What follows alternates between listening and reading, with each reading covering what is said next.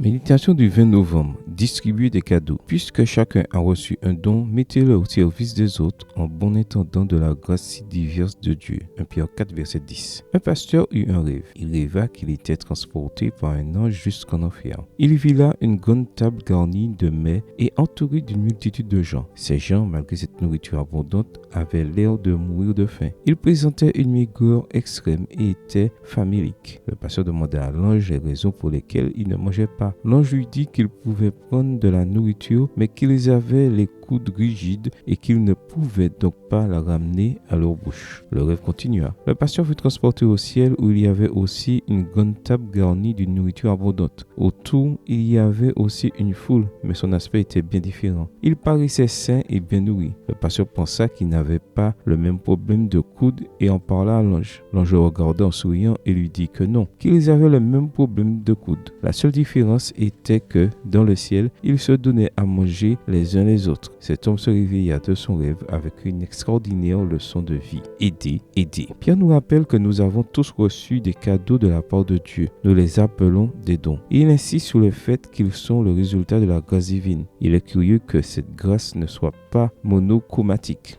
linéaire ou monotone. Bien au contraire, c'est une grâce polychrome, multiforme et hyperactive. C'est normal. Dieu aime les couleurs, les formes et la variété. Certains voient les choses à venir et ont donc le don de prophétie. D'autres sont formidables pour leur aide.